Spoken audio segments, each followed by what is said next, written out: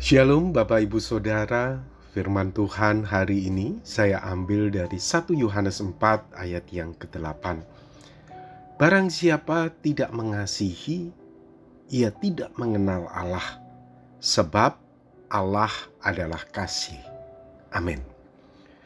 Bapak Ibu, firman Tuhan mengingatkan kepada kita bahwa kita harus mengasihi. Mengasihi semua orang, bukan hanya mereka yang baik kepada kita, tetapi mereka yang jahat kepada kita. Mungkin kita berkata bahwa aku mengasihi Allah, aku dekat dengan Allah, tetapi kita membenci saudara kita.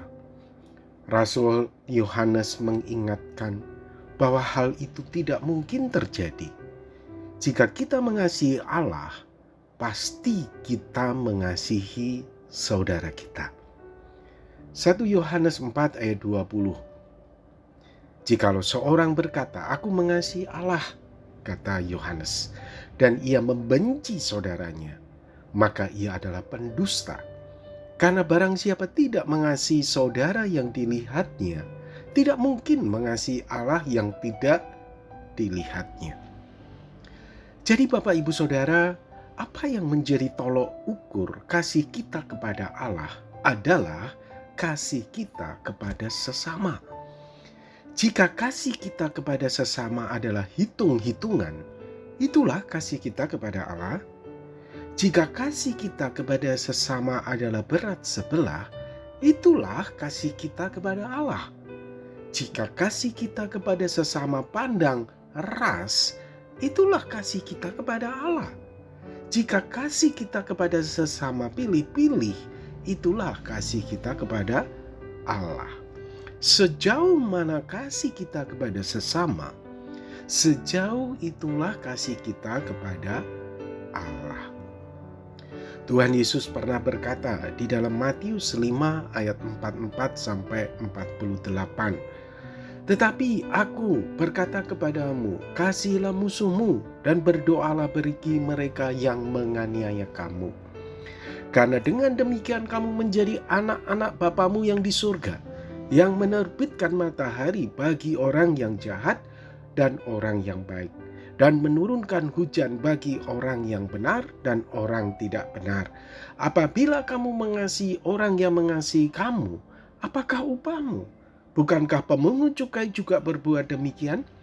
Dan apabila kamu hanya memberi salam kepada saudara-saudaramu saja, apakah lebihnya daripada perbuatan orang lain?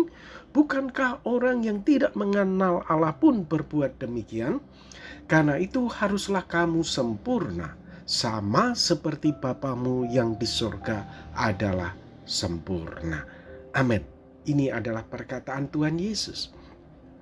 Kalau saya simpulkan, secara pribadi pada intinya Tuhan Yesus berkata, sejauh apa kasih kita kepada musuh kita, itulah sebetulnya kasih kita kepada Allah. Memang Bapak Ibu Saudara, mengasihi musuh tidaklah mudah. Sakit hati yang ditinggalkan itu berbekas begitu dalam, tentunya di dalam hati kita.